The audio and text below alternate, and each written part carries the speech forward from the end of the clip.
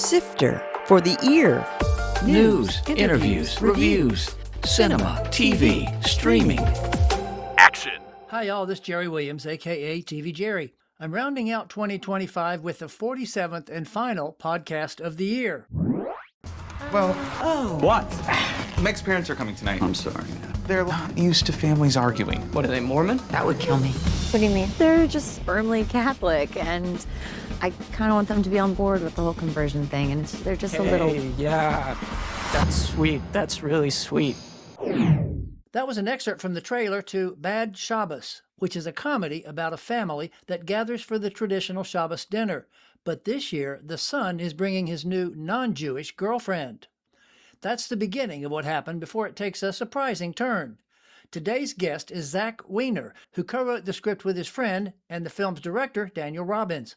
It's one of the movies playing at this year's Israeli and Jewish Film Festival at the Weinstein Jewish Community Center. And it'll screen on January 8th with a red carpet opening night premiere party, and Zack will be present. Today we'll talk about how he got into writing, getting tips from his famous father, and the challenges of creating Bad Shabbos.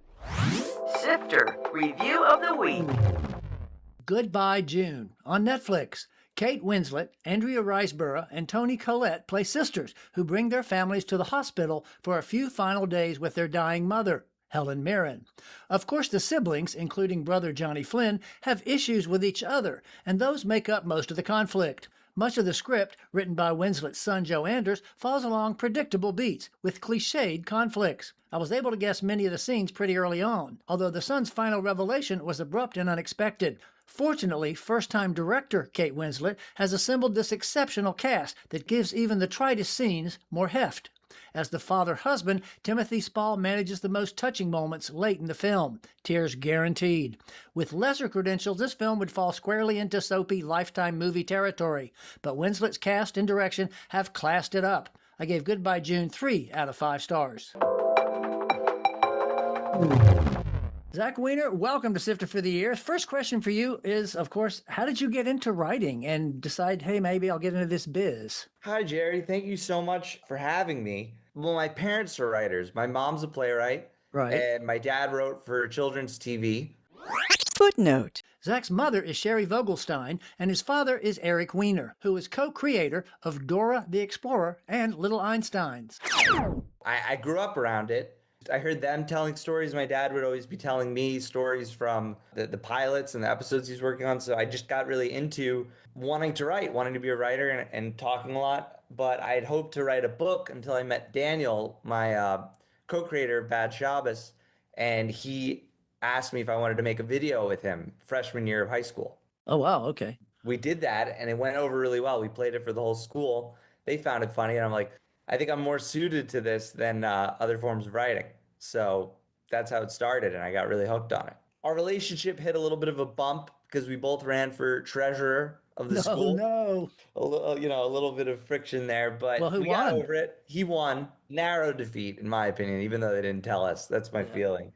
College, I was 19 and he was 21, and he made a werewolf movie called Uncaged, and I acted in that. And that was his first feature film. And were we all in college? He went to NYU and I was at the New School. Okay, so you're both in New York anyway. So yeah, we were both in the same. I lived a block from him and we did the werewolf movie. I wouldn't say it was amazing. I wouldn't necessarily recommend everyone run to see it. It was not spectacular, but there's a real fan base for werewolf movies. So it was enough that it got us enough money back to make a second movie, where it wasn't a complete disaster. We were able to say like, oh, we only lost a tiny bit. Let us keep this money and we'll make a second one. And that I wrote that movie. It was Pledge. It was a horror movie about fraternities. We shot that and that was in 2016. And that actually did well. Were you in a fraternity? I wasn't, but someone from my high school was charged with manslaughter because he killed someone during hazing. Right, okay. So that made me think, oh my God, all right, there's something here. I went to liberal arts school, so it was a hazing without any reward. Intellectual hazing. Just intellectual hazing and just meanness and I didn't get any parties out of it. So that was a movie that was so short It ended up being like a 72-minute movie. That what we did was we stretched the credits. Yeah. We did half speed for the credits to make the, minimum time. Of course, I ask you about Bad Shabbos because that's the reason we're here. Amateur dentist? What is that about? I didn't know that was still in my bio. I should. That was just a little bit of a joke. I'm no dentist. I just thought, I don't know. I wanted to stand out. Always the bios are a little bland. It made an impression. There you go.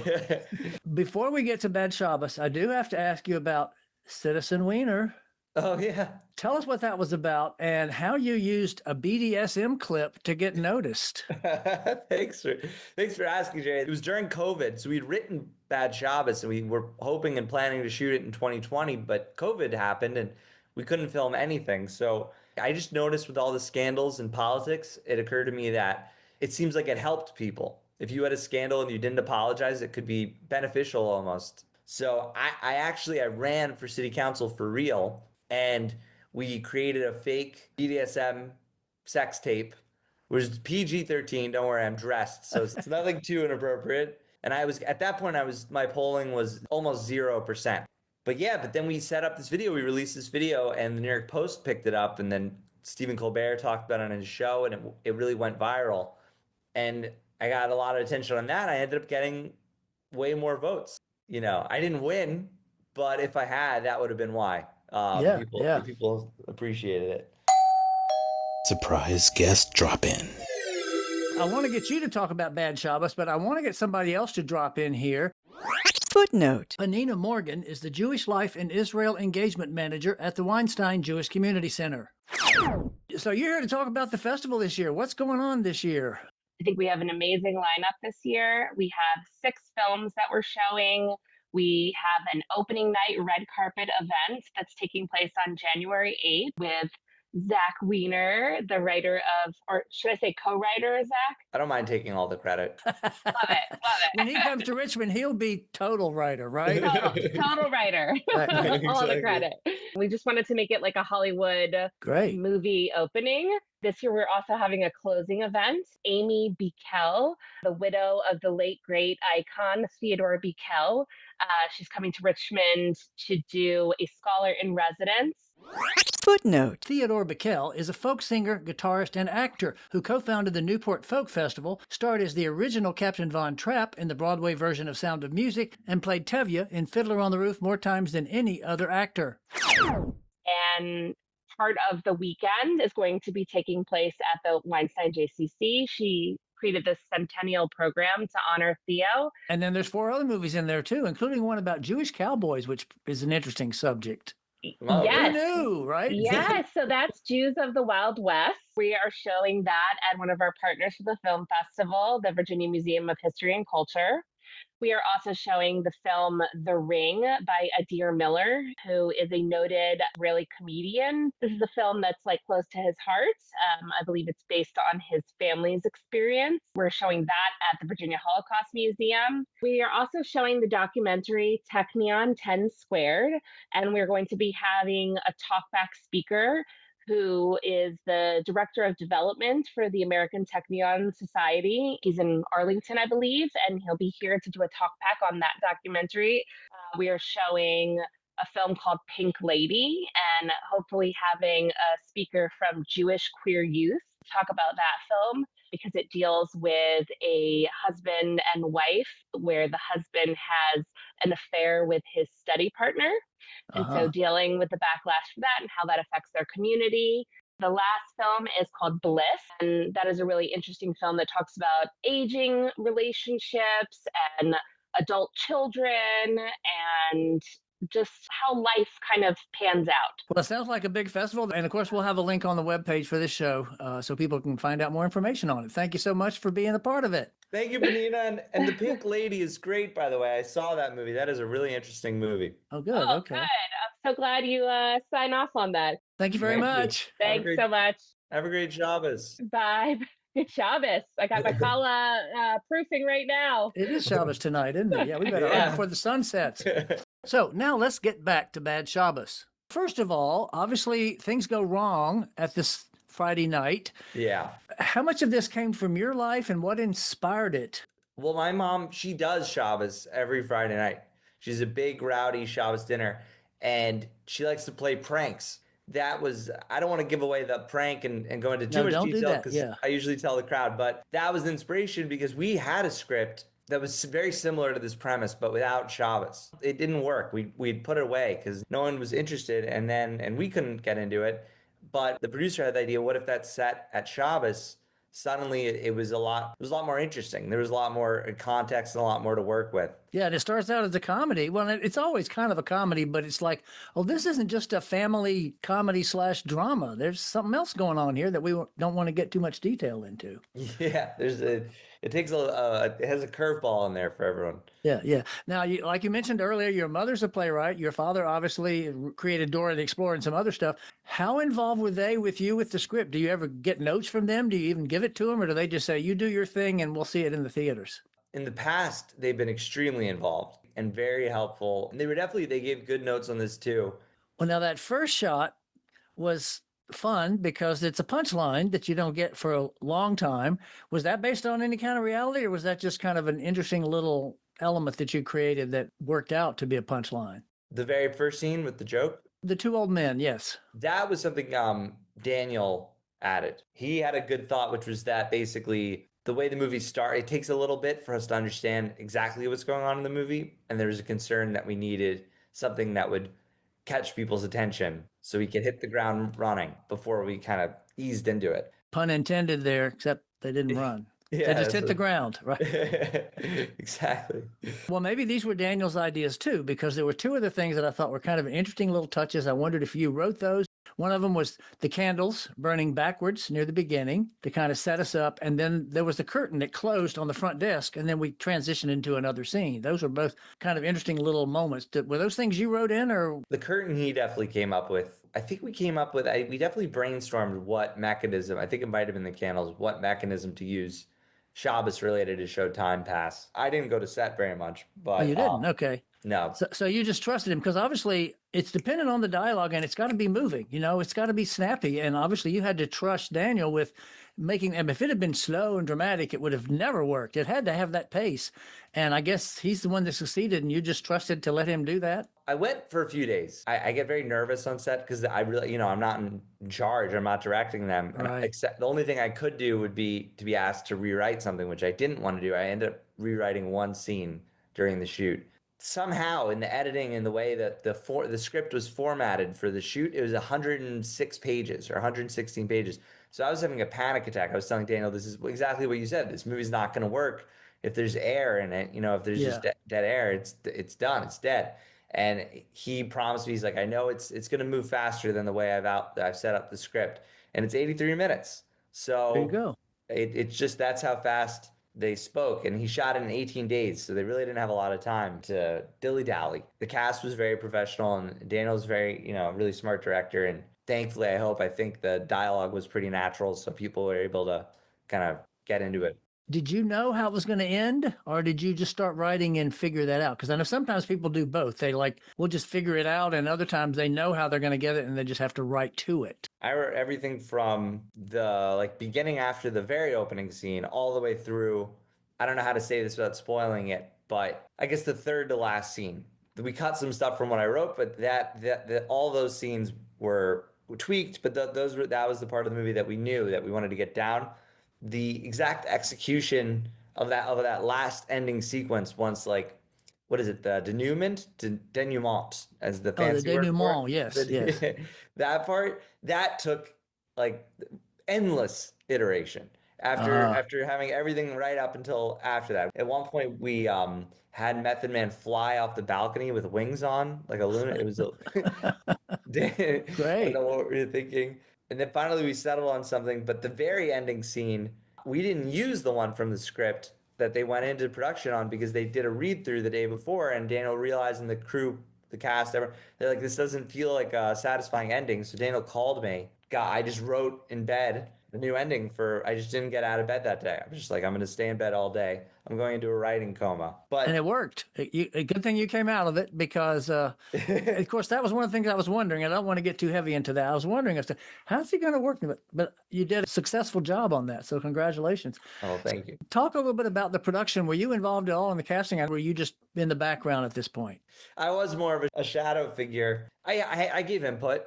I definitely was excited about some, and I definitely gave feedback. The thing I guess I pushed the hardest for was I really felt the doorman should be played by an actor from The Wire. And Okay. that was my big casting idea. I never dreamt we'd get Method Man, but I really wanted someone from The Wire. I had a different actor in mind, but Method Man, he really likes Keira Sedgwick, and when he saw she was in it, she had signed on. He's like, okay, I'll read the script, and then he agreed. So that was fantastic. That was so surprising to get him, and he's a really nice guy. Yeah, he made an impression in the movie too, didn't he? Very tall. I didn't Yeah. realize he was so tall. He's 6'5". It's Oh, unbelievable. wow. So how often were you on the set? And what was the set like? It was in two different locations, right? The interior was one place and the exterior was another?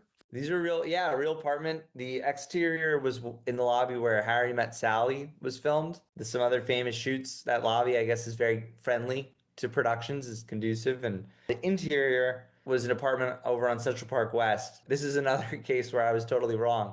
I was convinced we would never get an apartment like that. And I just kept saying, let's just shoot it in New Jersey on a soundstage. And Daniel pushed for it and pushed for it. And I think it paid off because it does give a feel. You can tell that it's really a New York place, I think. And people seem to appreciate that. And I was on set maybe a quarter of the time. It was definitely a challenging environment because we had COVID still. It was 2022. So it was constant COVID tests. That was something that terrified me. I had all these phobias. I'm like, what if I show up during this shoot and I didn't know I had COVID, and then everyone Method Man gets COVID because some people did. They had to leave early and come back. Oh, It was wow. so that there was that, and then it was a kind of, even though it was such a huge apartment for any human family, but for a crew, it's like 30, 35 people. So there just weren't that many bathrooms or rooms. So it was very hot and very crowded, but everyone pulled together And the landlady stayed there. yeah, she did. That was the woman who rented the apartment for us. Is a very nice woman, but when we showed up, she said, "Yeah, I'm not leaving. I'm going to be living here during the shoot." And we pleaded for her to leave because it wasn't going to be good for either of us. But she insisted, and she would sit there every day. Every time I visited, she would never laugh Oh, great. or smile. She would just watch stone faced, except when Method Man performed. Then she loved it. She's a huge Wu-Tang Clan fan, and she wouldn't let anyone use the bathroom in her room except Method Man. Wow. And how old was she? She was older. She was an older So, woman. So To appreciate Wu-Tang Clan, that's pretty wild. Yeah. I was yeah. surprised. I know. It was Yeah, nice, yeah. but it was also unfortunate because we were supposed to have that bathroom for everyone. So we ended up having very limited bathrooms for like 35 people. Luckily, Keira Sedgwick, she lives very close by, so she didn't have an issue with that. She'd go all the way to her place just to go to the bathroom, huh? Exactly. She'd scoot home really fast. Once the movie was finished, how many of the festival screenings did you get to attend? First, we did a lot of test screenings. We would do an A cut, B cut, and film the audience. At first, I was against it. I'm like, this is not artistic. This is not the way to do it. But then after the first round, I totally changed my mind because it's amazing that seeing with editing for a comedy, one beat, one frame, one reaction makes the joke totally lives or dies by it. And I had no clue. I'm not an editor. We didn't know that in the edit. It was only with the audience. You'd have the same joke and nothing from one cut. So we did that a lot. And So then when we you say A and B, so like one cut, you might have that same joke cut a little tighter and that all the way through. So you were making notes all the way through about this worked and this didn't work, or how was A and B different? It would be something like Method Man makes a joke, and do we stay on Keira Sedgwick during that joke and it's his voice over it? Do we Right. cut between Keira and the father? Like very little things. It would be jokes that one of people's favorite jokes from the movie I'm talking about. No one laughed.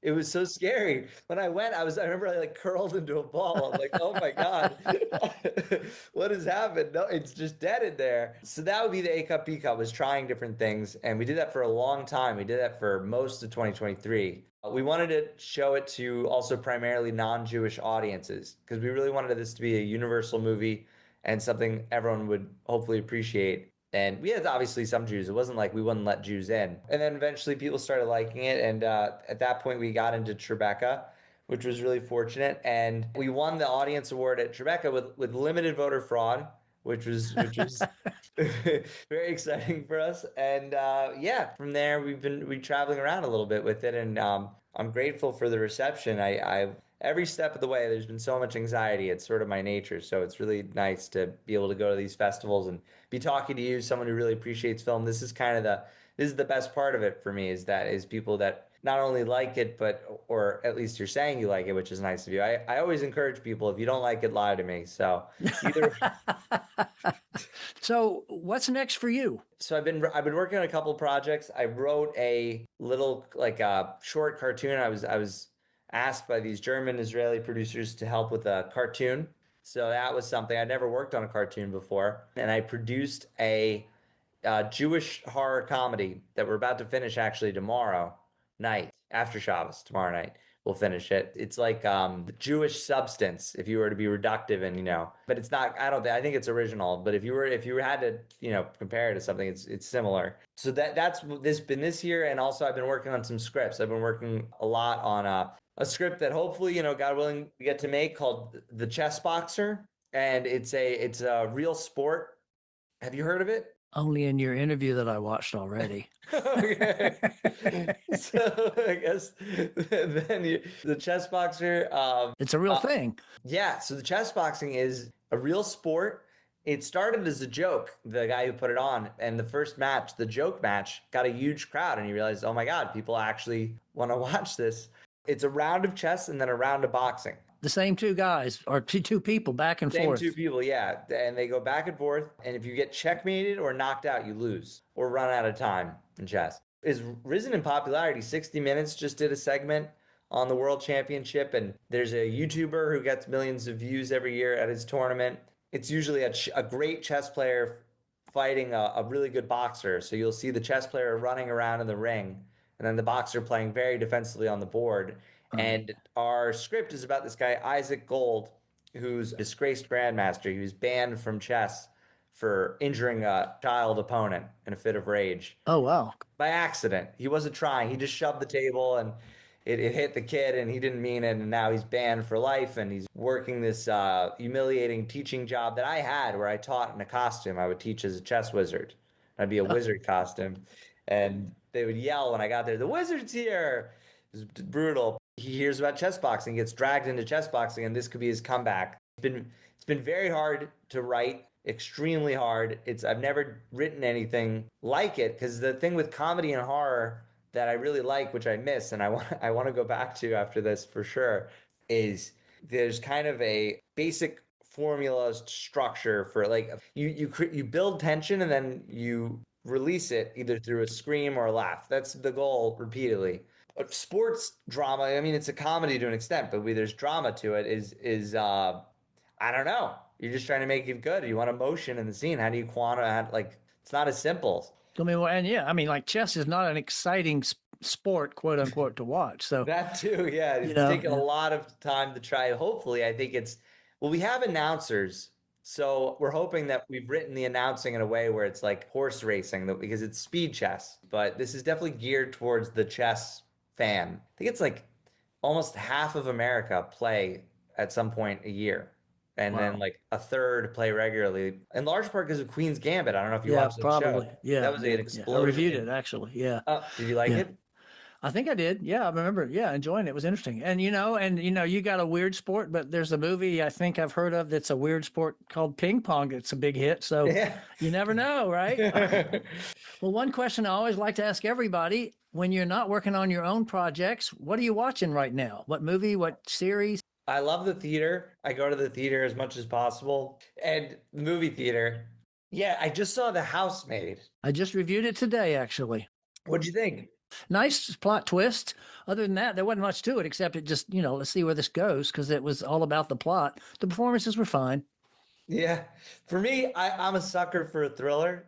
I loved it because I love a great twist. Also in the theater, I don't know where you watched it, but in the theater, everyone was screaming and yelling. So I had fun with that. But I'm seeing Marty Supreme this Sunday. I'm really looking forward to that. And another movie I'm really looking forward to watching is No Other Choice by Park Chan-wook. I'm a huge fan of his filmography, but I've fallen behind. I missed. He did Old Boy and The House and The Handmaid. Right, right. But then he had A Decision to Leave, which I missed stupidly, but that's online. Have you used Mubi? I know what it is, but no, I don't do that. Oh, Is you're that saying where it for is? No Other Choice. For you're No saying. Other Choice was actually, I think, in the Times today. Mubi is amazing. They have some very good movies. You might like it. It might be worth it. Okay. I would give you my password. If you want it. Did you see Sentimental Value? Yep, I reviewed that one too. I didn't love that as much as everybody else. No, how come? It's foreign. They're so slow. I don't know if you saw an encouraging thing for movie theaters. Gen Z movie attendance was up 25% this year. Yeah, that's great. Well, it's all those horror movies. They like the horror movies. They like the horror like movies. Minecraft. But I think also there's an appeal for Gen Z and Gen Alpha because of what you said about the phone. It's one of the few places you go where you can't use your phone. Yeah, that's true. It's a refuge. Well, Zach, I want to thank you so much for this. Enjoyed getting a chance to meet you. And thank you so much. This has been so wonderful and so much fun. I hope maybe I'll see you. And this will be your first trip to Richmond, right? Yeah. Oh, great. Well, there's a lot to see here. So if I don't get to see you, get somebody to show you around because there's a lot to see and do here. All right. Well, I hope I get to see you. But yeah, I definitely try to discover some stuff. But thank you. Thanks so much, Jerry. That was Zack Weiner, who co-wrote the script for Bad Shabbos with his friend and director Daniel Robbins. It's one of the films playing at this year's Israeli and Jewish Film Festival at the Weinstein Jewish Community Center, and will launch this year's festival with a red carpet opening night premiere party on January 8th, and Zack will be here. I'll have a link to the festival on the webpage for this show at tvjerry.com. Coming soon in theaters. The three movies opening this weekend all start the new year with bleak drama and worse. The Dutchman. Andre Holland plays a successful black businessman who's drawn into a sexualized game of cat and mouse with a mysterious white woman on a subway, played by Kate Mara. This is adapted from the controversial 1964 play of the same name. We Bury the Dead. After a military disaster, the dead rise and hunt. Daisy Ridley plays a survivor searching for her missing husband. The Plague. Joel Edgerton plays the coach of a swim team at a summer camp when the teens spread a rumor about one of them. Also starring Everett Blunt, who was the lead in Griffin in Summer, which was on one of my podcasts a few months ago. TV and streaming. Land of Sin on Netflix. This Swedish import follows two investigators who are looking into the death of a teenager that leads to a dark generational family feud. The Rock and Roll Hall of Fame airs on New Year's Day on ABC, with it streaming on Hulu the next day. The Critics' Choice Awards are live on January 4th on E! and USA Network, with Chelsea Handler hosting for the fourth time. Next week, we'll meet Walid Chaya, a multi-talent from Lebanon who's created quite a career as an actor, director, and teacher. This is Jerry Williams. Thanks for listening. For more Sister, including literally thousands of reviews, Visit tvjerry.com. That's a wrap.